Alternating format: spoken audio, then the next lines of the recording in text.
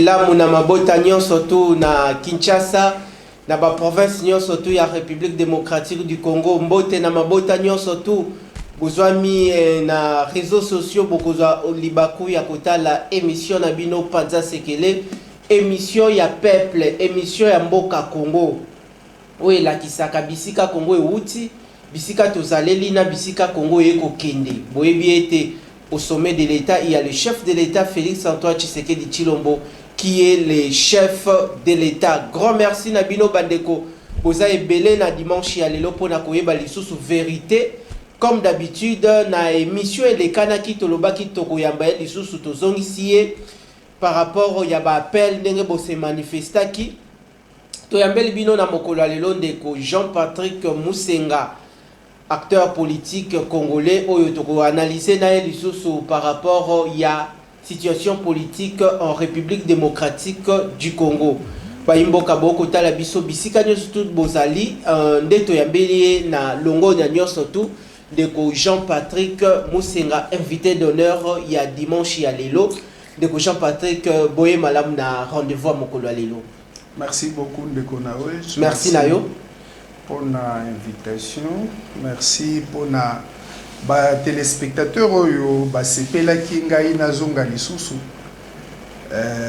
Toyebi ko équipe à malamu ba changer kango te. On change pas l'équipe qui gagne. Ezali te po naza na bentention ya koloba ki na l'équipe atuna mayele loin de là. Seulement naza na moi d'information. Il y a moins précise. Pour cela, n'a pas si les téléspectateurs nous sont qui n'a une beauté, n'a pas si les victimes de guerre nous sont beauté. Merci Nayondeko Jean-Patrick Musenga Bandeko Bobenga ki à travers Kobanda Moba Bobenga ki biso na Katanga Bandeko Lubumbashi Bobenga ki par rapport il y a situation sécuritaire dans l'est de la RDC, bandeko pe à Congo central, bobengaki, bandeko à Congo Brazza, bobengaki, bandeko ya Mitendi, bandeko ya Bumbu, bandeko ya Lingwala c'est Washington, mbote na binoto ya mbeli bino ndeko Jean-Patrick Musenga na dimanche ya lelo, toko kabola na moi makanisi, bonne marche ya mboka ndeko Jean-Patrick, boni état de santé na yomoko libota ezako que se porter boni structure na yo à vos vig o ezalaka bongo na ba veuve nyonso tout bana ya ba mapinga ba veuve basi ya ba soda boni likambo oyo salaki na yango yo na mama Jackie na marché ya UPN et puis na bourgmestre ya commune ya Ngaliema bobongisi déjà parce que bino nyonso tout boza ba congolais tote boko kende toujours na mbutu te ndeko mama Jackie ye azolela na komba bourgmestre alobi bourgmestre muto atindi aza ko exécuter mitindo ya bourgmestre depuis asignaka arrêt de cessation de travaux na ebisaka ye permettre musale continuer place wane comme propre en attendant ngai na luka mikanda aboyi.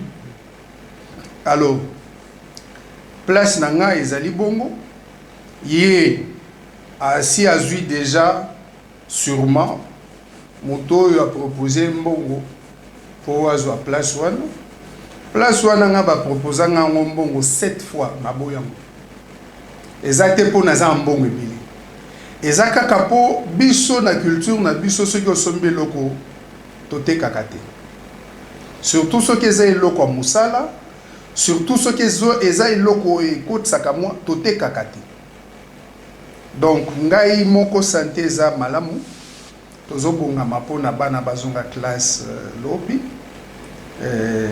eza mokano bakonza mboka bazui nazo pesa ba félicitations na ba parents nyonso oyo basungaki bana basa l'examen d'état bo balongi félicitations na bango bo pe balongi te bozo mpiko bo bandela mbolo ezoya peut-être concentration sur kezali bokolonga diplôme boye bana okota université mais loko mususu nazo linga wana nazo grignoter ezaki à l'ordre du jour te likambo ya ba o balongi examen d'état oyo bazokende université l'année prochaine bana na biso baleki na biso botika bilandalanda lelo yo eza na ba option mususu na université falaki disparaître puisque ede mboka te. Normalement, j'étais très content de voir que le recteur de l'université de l'Unikin a innové. Unikin ezo kende na kokoma une université innovante. Dans quel sens? Na kati ya Unikin on va commencer à former bato solo oyo bazala na posa te soki asilisi aloki musala. Akoki kozala déjà azotanga a misaleli a créé ya musala azupe baninga ne mususu. Donc université normalement nous devrions déjà tendre vers ce côté-là. Totika makambu ya bana basilisi dossier na l'IPK j'ai l'honneur chaussure non suicide. Lelo yo toli nazo pesa bana boluka ba option ya malamu oyo bokoki kotanga boyekoli musala bosilisi immédiatement bosali musala. Pour lelo yo classe eza investissement ba pesa biso toli biso ba parents que soki otangisi mwana classe ou investir na kati na ye. Donc classe ezali masabnoté, classe ezali investissement. Kanisa que mama teki mapa, mama teki makala, mama teki mafuta, mama teki mungwa, tambusi mungwa ya 5 000 francs. Ateki nandunda na matembele azola muka 3 heures, azolala na wenzi. Kaka po yo tanga aussi sa classe one. C'est un très grand investissement. C'est touchant. Ezali te po soki yo okei ko tanga classe okende ko landa baninga po ye asali option oyo to faculté oyo yo pe il faut que mais vocation na yo yebité peut-être que yo il faut ça la kaka hôtellerie. OK on ni côte ça na droit aussi si droit ngope musali zati. Omoni baninga no nyoso bakomi bavoka ba mususu bakomi ba magistrat yo tikalika antela oyokela ki motema na yo ti otalela ki réalité ti lelo yo ezali likambo sentiment te c'est ce que je veux faire c'est que j'aime faire. Tu aimes faire ça pourquoi? Luka eloko ya kosala poso ki osali oyebi yango epesa yo mbongo eye ba kosala ki o vivre malamu. Na yango nazo féliciter bato nyonso bazo silisa kelasi na bango ete likolo mbulo ezaki mbula pasi mais bon ekomi kosila baninga mususu basilisi mususu pe baza organiser deuxième session pour makambo nyonso d'ici mois d'octobre et de novembre kelasi yeba na kosi. Merci Nayo, soldat du peuple Ndeko Jean-Patrick Musenga Bandeko, Tokoti Sikoyo na Panza Sekele, ezalaki maloba ya introduction ya Muto Bobengisa kie ayako solana bino politique ya mboka Congo na lingala pona a éclairer bino par rapport à un certain nombre de problèmes. Émission lelo tozali kaka na sujet moko o toko sololango molo jusqu'à la fin. Mais natsayo mwa mungwa na munoko avant to kota sujet na biso to osela lelo yo Ndeko Jean-Patrick Musenga position na yo moko en tant que citoyen congolais toté en tant que membre ya Union Sacrée toté acteur politique congolais par rapport ya ba série de déclarations ya congolais na biso oyo a zonga kana eli susu mboka na ete oyo akoma ko finga na mutu nyonso tu na réseaux sociaux. Ndeko na wesh akoki kolekisa image pe yepe akoki kofinga ndeko na wesh eza selon ndenge na ye démarche na ye akosala ndeko position ya ndeko Bokechu premier ba déclaration nyonso to aza kosala contre le régime outi kolekana contre le régime ya ndeko Félix Antoine Tshisekedi Tshilombo et puis wana ezaki mutuna liboso mutuna ya mibale ezali yo muto zalaka na ba veuve ba victime de guerre.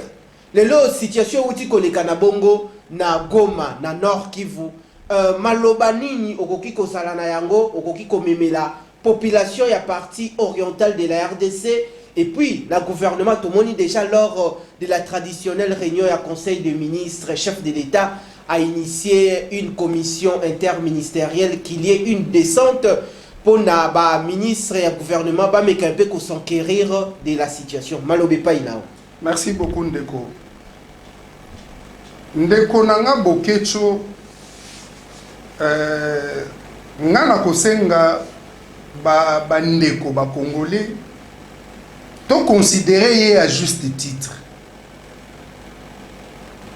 Ndeko bokecho azoluka azwa place à saï azwa place ya phénomène azoluka azwa place wana to ici déjà zo yango te po ye ayekoli art dramatique te ndeko bokecho ayekoli yango te par rapport ya mutu lokola Masum de Brende à quelle classe ya makila à quel koyekola comment kosekisa bato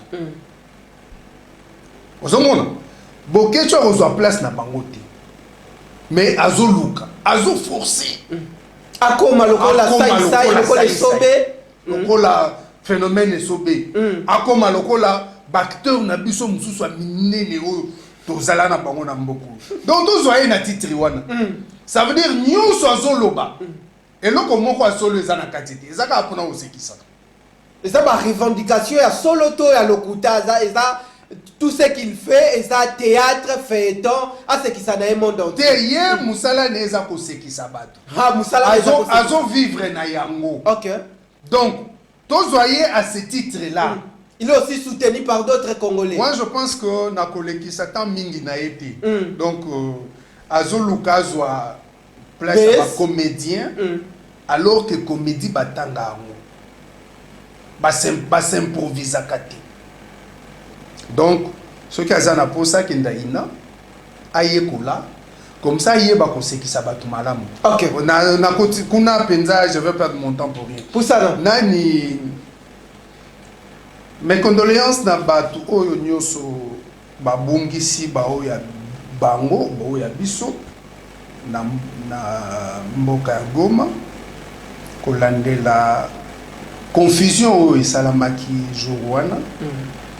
Wana en même temps de Jean Patrick a solo la illustration à image wana il y a eu aussi la descente du ministre de la VPM en charge de la défense nationale de Jean-Pierre Bemba Gombo de Peter Kazadi aussi il fait partie de cette équipe et puis représentant moko ya auditorat militaire il pas kozalana na ministre ya droits humains pusana mitema na biso etutami pour lelo susu tozana ba victime alors que tolobaki tokoki na côté les mawana po totala oyo nini kosala na ba o bazali ndeko oyebi ke combat ya Jean-Patrick Musenga na Congo est commis un combat modèle na monde.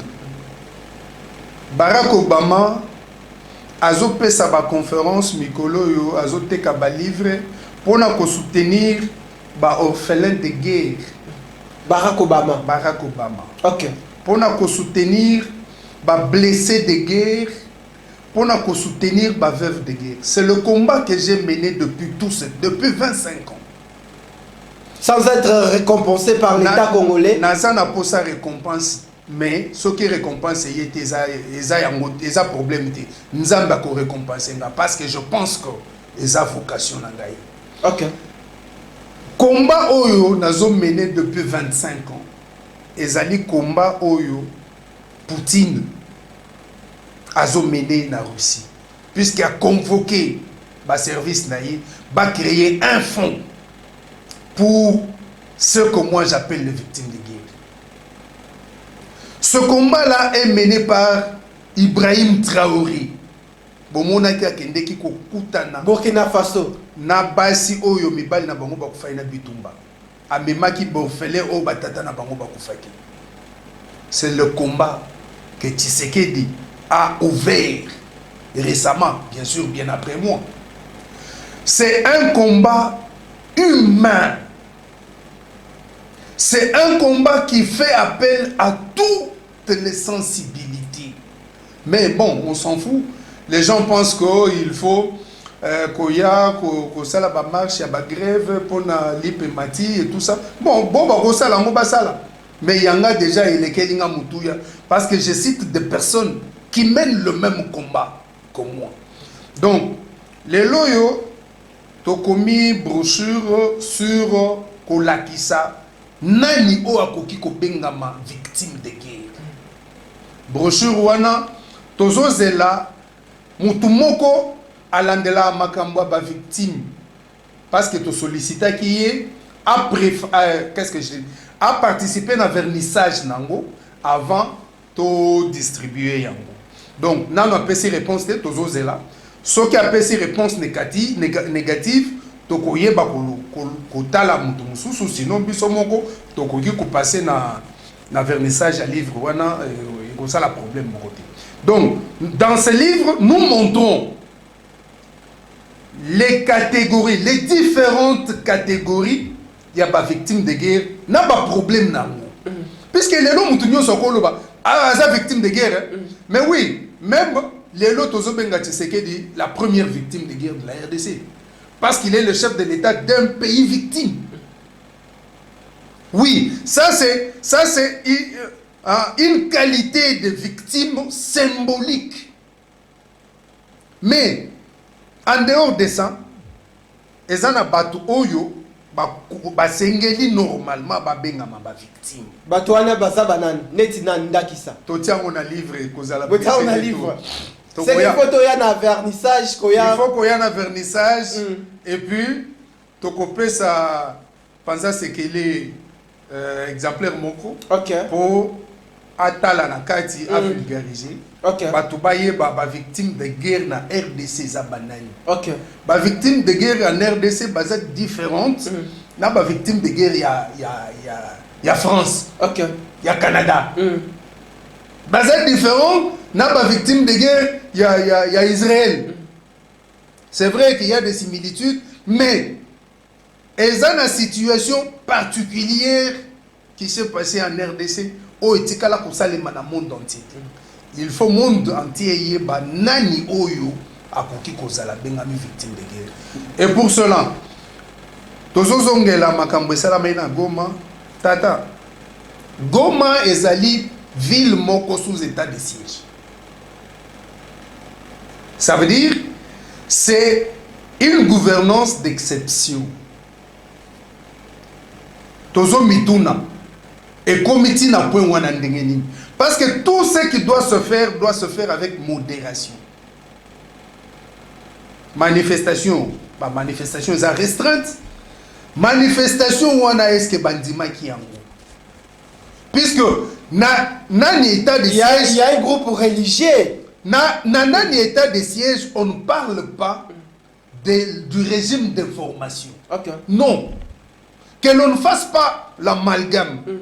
On ne parle pas du régime d'information. Pendant l'état de siège. Pendant l'état de siège. Donc, comme c'est un régime spécial, il faut que Makambounio soit adapté.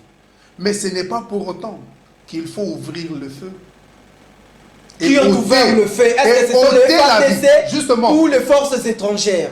Et ôter la vie à certaines personnes, qu'ils soient des étrangers. Là, les images d'illustration. Ou des Congolais.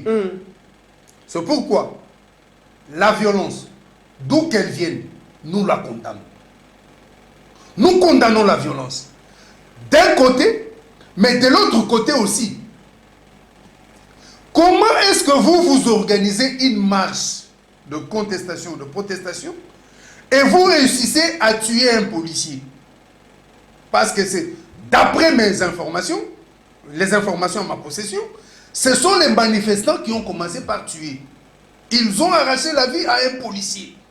Cet homme qui a quitté chez lui, Atiki Mouassine Nabana, ake kozala musala ne bat nyonso basala musala na bureau ya bango musala ezala na bureau te ya bango ezala na balabala ndeko Jean Patrick to koma nanu ne sika esala mité mais to koma esika bato wana babandi ko tambola la police emonani emonaki rôle nini tote mission ya la police ezalaki nini parce que la police atikaki déjà bandeko pa banda déjà ko tambola ndeko Je ne veux pas dédouaner les forces de l'ordre. Parce que je n'ai pas encore de preuves que c'est la police qui a tiré. Je n'ai pas encore de preuves. Je n'ai pas aussi de preuves que ce sont les FRDC qui ont tiré. Il faut que m'enquête et salement qu'on établisse les responsabilités. Cette marche était contre la MONUSCO. Parce que la MONUSCO a déjà tiré sur la population congolaise par des fois. Qui ne nous dit pas que c'est elle qui a tiré. Et c'est la force régionale aussi qui a emboîté les pas. C'était aussi contre la force régionale. Qui ne nous dit pas que c'est la force régionale. Mais aussi, c'est contre l'infiltration et qui ne nous dit pas que ce sont les Rwandais, les infiltrés, qui ont tiré pour faire porter les chapeaux au FRDC. Donc, il s'agit de mort d'homme. Mité mezozoka. Mais, motema moko ezozoka, ezozo ape kanda. Parce que tu continues à la Congolais tiwad. Autre chose, va enquêter très bien pour nous trouver les biso origine y a ba manifestant. Origine na bango. Origine à ba manifestant. Oyebi, lorsque cette histoire s'est déroulée en 2008 ou 2009 avec le Bundoudia Congo, on a enquêté et on a trouvé les origines. On ne s'était pas arrêté de dire Eza Bundoudia Congo, Eza Bundoudia Mayala. Non. Il a fallu identifier. On a identifié. On a trouvé que d'une grande partie venait du Congo central. Ba trouver na bamboka na bango. Na ba appartenance tribale na bango. Que le même travail se fasse également. Pour qu'on nous montre Batouana ba marchaki. Ba uti wapi. Baza ya kwenini. Mission ya mouvement na bango ezani. Parce que babandaki na nukulinga kokosa kezali bazalendo. Bangwana ba kotambola. Balingaki bakosa que ce sont les wazalendo. Bango yobo komona bandeko ndeko Jean Patrick Poussana. Bakosi que bazaki ba wazalendo. Mais tata la bilonga batwana. Eko bima ba congolais te, eko bima on dirait rwandais, on dirait ougandais. Oyebi, toza ba congolais mususu baza mindele. Aza congolais baza mindele. OK. Chalupa azaka congolais. Toza pena Jean Bamanisa. Jean Bamanisa vient ngai na peso mbote congolais. Donc ezalité bilongi kaka to couleur à peau. Mais tala bien, tala malamu. Bilongi abatwana bazo marcher. On peut déjà avoir des indices côté yango et hôtel. Puisque nous sommes sous état de siège, bino bolingi bosala mobulu ponen. Pour provoquer les forces de l'ordre et tomboka. Je sais que ba soldats na ba policiers ezala na principe moko tango bazo sa musana bango balobaka, il ne faut jamais céder à la provocation. Soldats formés. Ah bah non, bisoto formato. Toyebisa bango. Il faut jamais céder à la provocation. Quand tu es de service, la ndela ba consigne. Ba tu ba koya ko provoquer yo ko céder. C'est vrai. Si l'armée, si la police a cédé, c'est aussi une infraction. Donc, tosuka wana te. Tolandela ba ramification nyonso au point que biso tolingi te ko corrompre justice a kende na enquête na yeti na suka a ebisa biso ce que c'était et aussi que les responsables répondent. Merci et que les responsables répondent lors de la 111e traditionnelle réunion. Il y a conseil de ministres Oui, ça qui bongo présidé par oui. Na linga qui n'a rencontré les Cambouana. Omoni équipe gouvernementale, oui. Justement, différence ezali entre bokonzo ya peuple na bokonzo mususu. Tango babomi babundu dia Congo. Tango ba massacrer bango. Babandi kopesa ba explication bango moko. Mais oyo tango tuyere à partir déjà ya bokonzi kuna likolo balobi te tombo na clair ezana nini ozomona mokonzi mboka ye moko apesi ba ordre apesi otozo benga ba injonction à instruire batu bakende bakita desika ba palper du doigt et puis ba poser les questions ba ordre utaki wapi ozomona ndenge moko na kolobate que nazo exhumer ba bilima o eselali lorsque ba bomeli biso chérubin okende omoni batu ba komi agité moko zemboka habite mutu nyonso aza impliqué na likambo wana azala o azana cabinet na ngai bolandela ye mais démarche yango po dirait ezana ya kolala te justice eza ndenge nango etambola lokola caméléon bakinois bakongolais bakomona lumière ya makambo nyonso to ezalaki wana bozela kaka merci pour ça justice eza nature ya justice pour ça na to changer chapitre donc ndenge eza wana tozolakisa teko biso toza impliqué to bokonzi oyo ngai nazo soutenir eza impliqué na kati ya koandeuiller encore la RDC mokonzi ya mboka ye moko aleli après akroise maboko te apesi benjonction bokomona après bino moko bokomona mais peut-être que na otape à côté euti libanda eloko oyo euti libanda préparé toyebi batu oyo bazolinga basala coup d'état bameki balolenge nyonso baéchoué solo nango komi déjà na Afrique centrale awa solo coup d'état yango te omoni yo makambo bokecho bandaki kolonga na lobby solo nango ezolumba na Afrique centrale elongo na Afrique de l'Ouest assassinat complot contre Félix Tshisekedi qui ne sait pas que Zalaka depuis Kala. Combien de fois il a échappé au complot, aux assassinats? Combien de fois? Nous savons.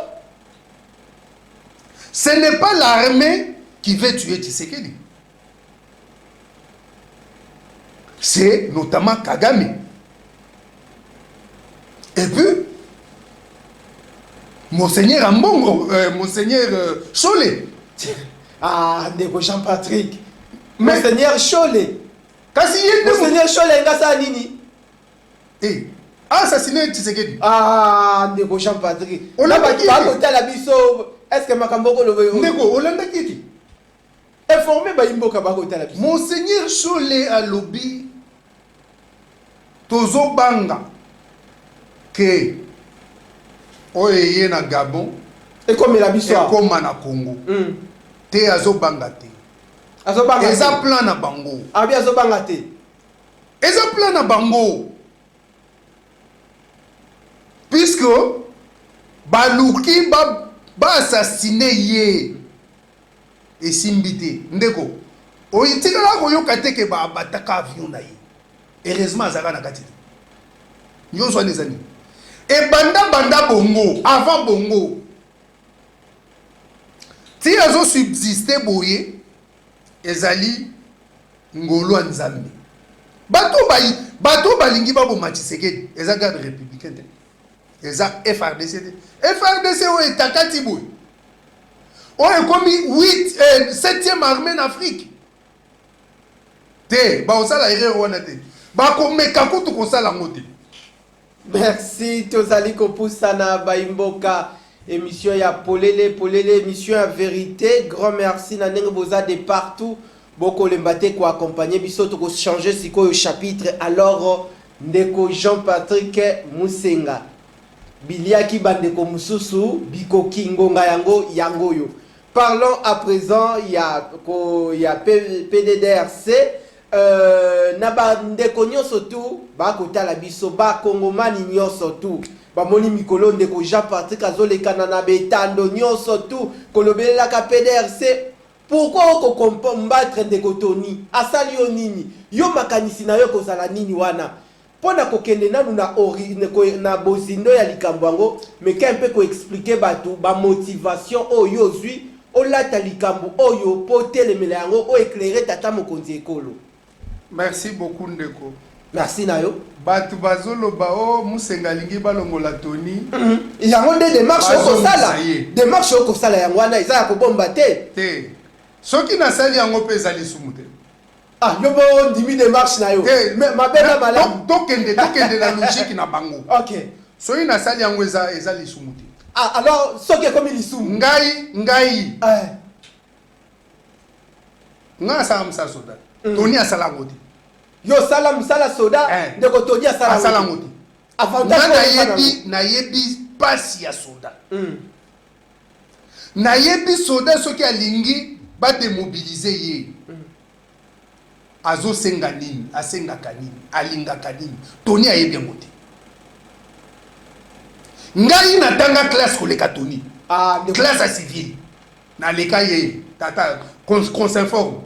Bongo yende ngani aseka ngai na kenda classe ya civil koleka Tony. OK. Ngai na simba ba responsabilité misusu koleka ye. À part hier kokota na ba mouvement rebelle ko boma ba congolais, c'est tout ce qu'il sait faire et faire le commerce.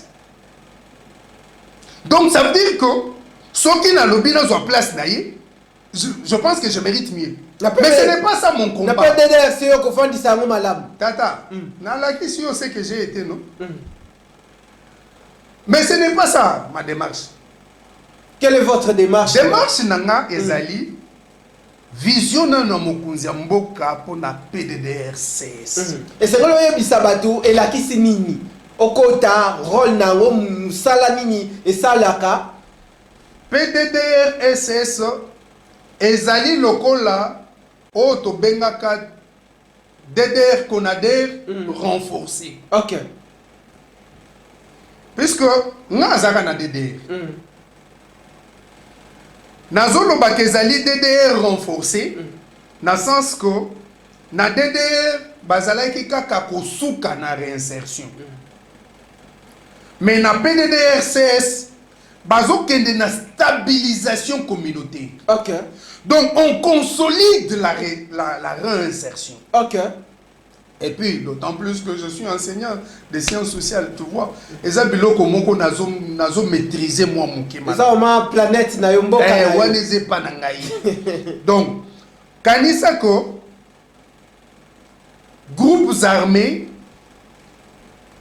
batu nyonso bazaki na kati toboyi bakota na armée, bakota na la police, bakota na ba service de sécurité toboy chef de l'état boy au moins chef de l'état yokeli congolais toboy batwana baya kokonza biso babomi biso nanu après baya kokonza biso toboy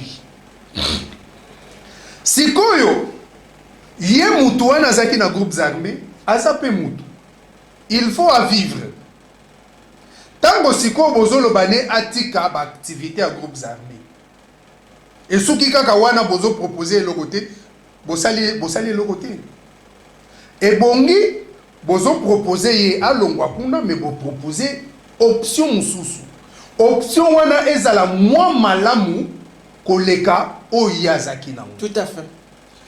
Et c'est ainsi qu'il faut qu'il y ait bakonzi na kati ya organisation wana dont je félicite d'abord Egide Bossale. Egide Bossale. Major na ebite soki akoma colonel. Egide Bossale, magistrat militaire. Magistrat militaire. Un garçon intelligent. OK. Yende mutu azali adjoint ya Tony Tambo.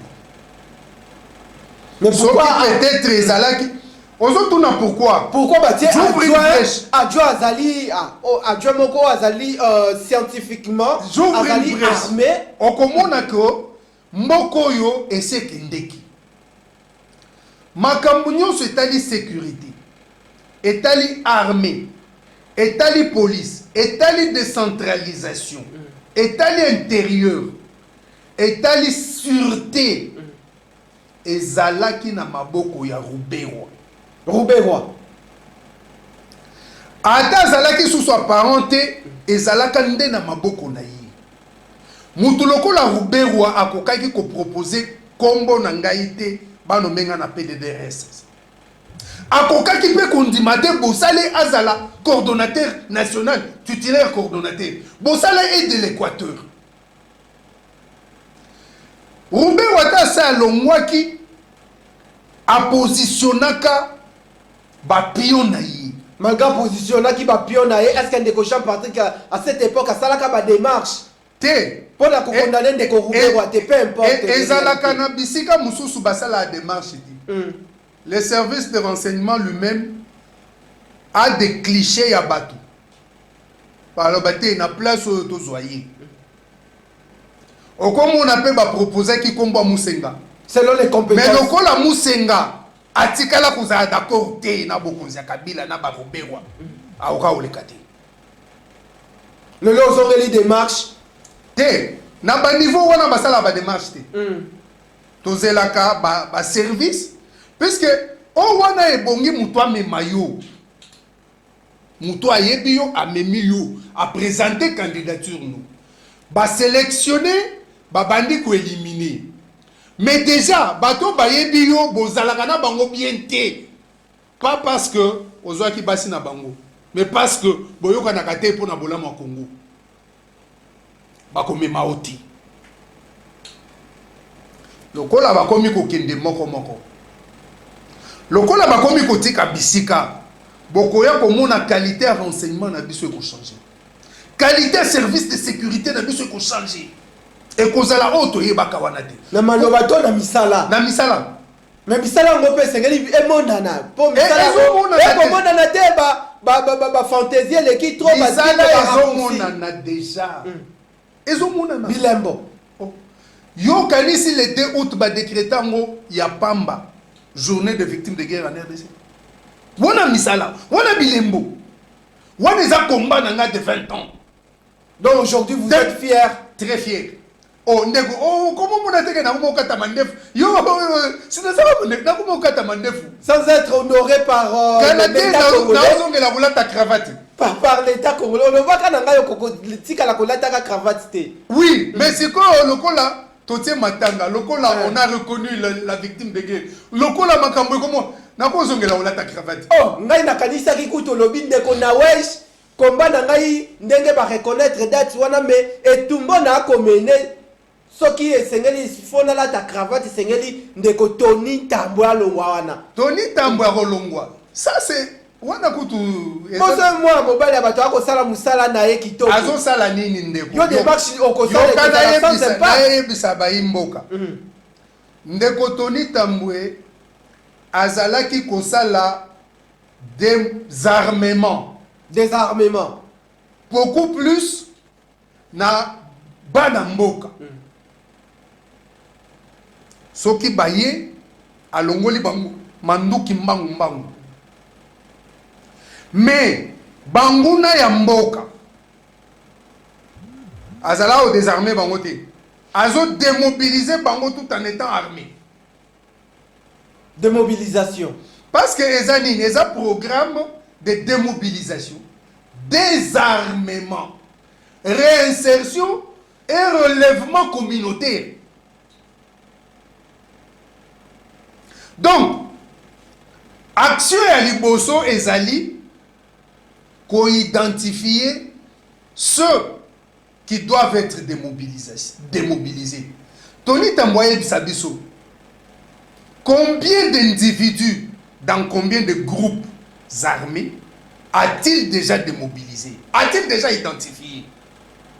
basé à ba origine nini. Depuis Azala en place, plan il y a démobilisation à présenter qui. C'est plein des erreurs. Plein d'erreurs, des erreurs na katiwana.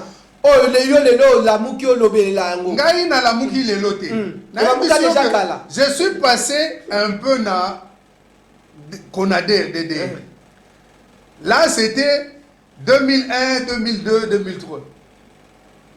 Naye bindenge nini makambo ezala ko salema bien ko tozala ko décrier moi berreur ndambu.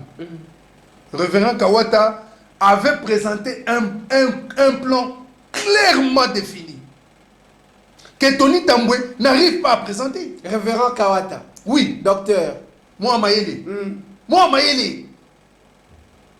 Il a présenté un plan aux autres la obi mais oye outi lo la tolika munini. Mais Tony Tambwe, plan où il y a d'abord il y a des mobilisations à Salaki. Biso moni ngotinate. Ba camp de démobiliser à Tiango wapi. Le camp démobilisé. Et puis tango ozo démobiliser bateau. C'est une action symbolique. Mais l'action pratique, c'est le désarmement. Il peut nous dire combien d'armes il a déjà reçu dans le désarmement. Puisque le plan pratique, l'aspect pratique est le désarmement. La démobilisation est une action symbolique. C'est une intention, il a déclaré, c'est tout. Mais, qu'est-ce qu'il pense? L'acte primordial, c'est lorsqu'il remet son art. Assez à déjà Mindou Kibouni. De deux, bon, je ne viens pas étaler toute non, mais tu as dit que tu as une émission à vérité. Tu as un état des droits. Quand il vient, ce qui est au sali identification, au sali démobilisation, au sali désarmement. Maintenant, tu nous présentes un plan. Il y a réinsertion. Comment tu as catégorisé les démobilisés? Tout un processus. Au catégorisé Bango, il y a combien de catégories? Il y a quelles sont les opportunités que tu le présentes pour réinsertion et Simba? Les centres de formation, les ceci, Eza wapi, Ezo salamine, Eza na banani comme acteur. Et après, ba démobiliser wana, bazana ba famille na bango o tozo benga ba dépendant. Bazana basi, bazana bana. Est-ce qu'il y a un plan pour leurs femmes, pour leurs enfants? Tout à fait. Parce qu'il s'agit de relever la communauté. Puisqu'on parle de relèvement communautaire. Est-ce que tu as un plan, une planification sur les dépendants de démobiliser? À supposer qu'ils vont faire 60 jours de formation, le minimum requis. 60 jours de formation ou d'apprentissage de métier. Et pendant ces 60 jours, Bana na bango, bazo vivre de. Ok. Après, lorsque vous envisagez une réinsertion sociale, vous les établissez où? Eux ayant été déjà banani membres de groupes armés, s'ils restent sur leur propre terre, ils seront toujours tentés. Lorsque Akoyo Kanzala, lorsque Mukoloana Makamoyoko Mamwa Passi, Akozala tenté Akozongela. La vraie réinsertion supposerait un déplacement, un changement de milieu. Qu'est-ce qu'il a prévu? Et en plus, qu'est-ce que tu prévois comme kit de réinsertion pouvant permettre le relèvement? Nyoso wana na explication à Tony. Natikala omona natikala oyoka elika. Nyoso wana tu ezate. Natikala oyoka Patrick Musenga sana yango. Ngai na scientifique papa. Ça veut dire ça ne sert à rien Moutou Alobakaka pendant toute la journée pour comprendre. Dans et ce que pour nous memelaye moi makanisi pour l'avancement.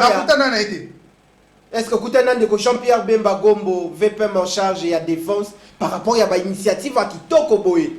Yamanda tata mokonzi ekolo akoluka etumbo okomene eza etumba esengeli kokene nango trop ko théorique te esengeli kokene na makambo ko za la pragmatique tata na makambo na zoloba pragmatisme ezate ezali mais esengeli comment na makonzi cheminement je suis en train de donner la matière comment na mokonzi ko expliquer ye likambo mususu Tony Tambwe azalaka na Afdel azalaka na Afdel babomeli biso batu na est Tony Tambwe akoti na RCD RCD Goma Kaime bon de toutes les façons RCD kaka babomeli biso batu ndeko Tony Tambwe akoti CNDP babomeli biso batu Tony Tambwe azalaka kaka responsable politique idéologique babilo ko moko ndengwana ye moko atikala ko koma soda te Tony Tambwe sûrement kakota ina M23 wana nazana on appelle akota M23 oui comment ya liboso je suis en train d'enquêter dessus en tout cas il y a de fortes probabilités que azala kota M23 c'est quoi muto bongo oyo batu bazalaki sous commandement na ye ba violer ba maman na biso ba leki na biso basi na biso ba bomeli biso bana baba kokaki kozala lobi ba ministre mutu wana de la république mutu wana nde azoya na likolo ya structure oyo ezolinga et relever communauté. Alors quelle est la démarche à faire? La démarche à faire c'est quoi? La démarche de naïf de mettre tout le monde à la place. On n'est pas naïf. Démarche ya liboso ezalaki ko dénoncer. On a dénoncé. Ngai, j'ai dénoncé. Avovig ONG na biso est dénoncé. Ba ONG misusu ya baninga ba dénoncé. Sous l'œil impuissant des autorités, toutes ces dénonciations. Ngai na komeli tata mokonza mboka mukanda. Juste un mois après sa nomination. Na la kisi que mutuana esengeli azala wana te. Ne serait-ce que par honneur esengeli azala wana te. Bayoka kiote même ba conseiller na président bayoki yote. Mais il y a un problème. Nous sommes en train de le dénoncer ici. L'appareil judiciaire, qu'est-ce que je dis? L'appareil sécuritaire de notre pays était gangréné. L'appareil parce qu'il répondait aux ordres de Roubero. Une correspondance comme ça n'attiendrait pas les chefs. En tout cas, j'ai même ma main à couper. Le chef n'a pas reçu cette correspondance. Mais j'ai, parce que moi, quand je parle, c'est avec de preuves. Nazana accusé de réception. Ngamoko, ba service à Vovik, ba kenda ko déposer yango. Wapi? Na bureau tata mokonzi mboka. La présidence. Tozana accusé de réception. Tozo contesté ordonnance à mokonzi mboka te. Mais tozo la kisa mokonzi mboka que mutu o ba memeli yo abongi na place wana te. Na yango toyebi ke mukanda na biso et kokoma na directeur de cabinet et souki quelque part. Mais souki ponanini, c'est parce que ce sont les gens qui avaient été mis dans le circuit ya mokonzi mboka pour bolamu ekomela mokonzi mboka te. Information malonga ekomela ete. Mais lokola bazokende. Mpele zo beta tata. Bazokende. Ngongezo beta. Mpela. Wana ta oyebi ko na ndenge nini? Merci tozali kopusa na parce que tozolobelela likambo ya PDDR ndeko Jean Patrick Musenga azabongo kolakisa ba compétence na ye ya yebi esengeli ko mettre ba imboka ba kongomani bana ya mboko ba koki ko servir en tout esprit wana amour patriotisme wana bazali na yango tala attachement ya boye dévouement ya boye na mboka na ye Congo tozali bongo kopusa na ndeko Jean-Patrick Musenga alors au sali ba démarche vous parlez, vous dénoncez sous l'œil impuissant des autorités Nangonga Oyo, il faut maintenant passer à la vitesse supérieure. Quelle est la démarche que M. Jean-Patrick Musenga est en train d'entreprendre pour qu'il soit placé là et remplacer Ndeko Tony Tambwe? Bon, démarche Penza Kolobake, il faut qu'on mène la démarche pour remplacer Tony Tambwe. Et ça peut m'embêter. Mais non, ça peut m'embêter. Moi j'ai des compétences dans cette matière. Mais poste cause à la moko, beaucoup à la 10. Ce qui va boni moko parmi bateau bazan ba compétences. Dieu merci. Ça ne veut pas dire que nous venons ici pour na zoua. Balongola yeba tiangate. Pour la vérité. Tozo sala yango pour la vérité. Congo, surtout PDDRCS et Zoua, bakonzo yaso ezapena lika mususu. Nini wana. Donc il a CNDH pekune yindi. Ba coordonnateurs provinciaux. Bafutamité. Bafutamité. Tous les coordonnateurs provinciaux. Je pense oh ils a 4e mois bazo futamate. Mais bango ba vivre kana misole utaka wapi. PDDRCS. Programme wana ezali moko ya ba programme rattaché na présidence. OK. Bazana ba bailleur de fonds. Dont notamment d'abord la République démocratique du Congo. Azali moko partenaire efficace ou ils ont soutenir. Mais ezali pe na ba partenaires bilatéraux. Bango kutu makambo ale bazaka na ba partenaires belé internationaux. Nayoka ki lisolo que Allemagne, la République d'Allemagne devait soutenir PDDRC. Ndeba esprit se surchauffer mutunyo so azalaka na mutune na kati.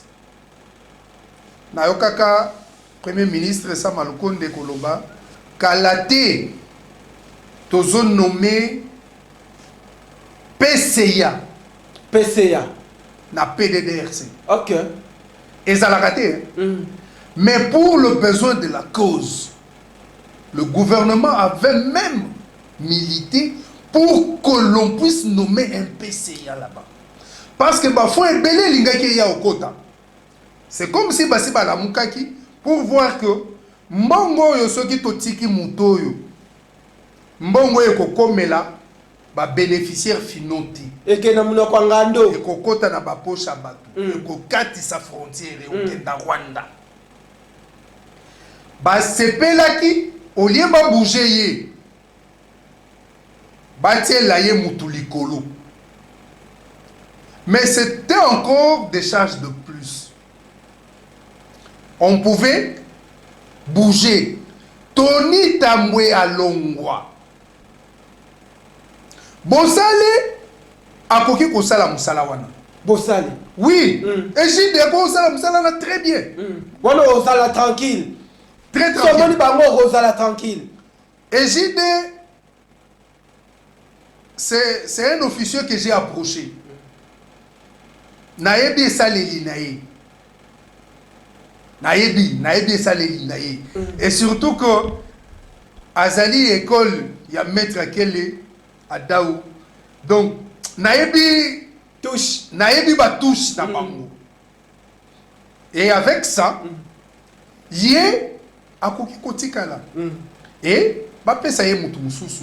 Et c'est lui qui maîtrise la question sociale. Parce que là, il s'agit de la question sociale qui entre en compte dans la matière militaire. Quelqu'un qui maîtrise la question sociale, et l'autre on est au téléma. Alors on a 30 secondes. na bato nyoso tu balandio bongo par rapport ya sujet otolsoli lelo mona yo epai ya ndeko Sama Lukonde epai ya chef de l'État na VPM en charge ya défense ndeko Jean-Pierre Bemba. Merci. Ndeko Congo ezosekwa. Congo est en train de renaître. Tata Mokonzi Mboka, félicitations pour na souci o nyonso yo lata o Italie bato ba mema manduki. Lelo mutu moko aruanga na ngote o uti na mboko yo na armée oyo musika mais esili na noté continuer ko maintenir cap na kosenga yo moko o s'impliquer na question ya PDDR SS. Monsieur le Premier ministre, ce qui programme wana échoué, bato o baza démobilisé déjà na Est. Bazali déjà désarmé parce qu'il y a déjà un groupe qui est désarmé.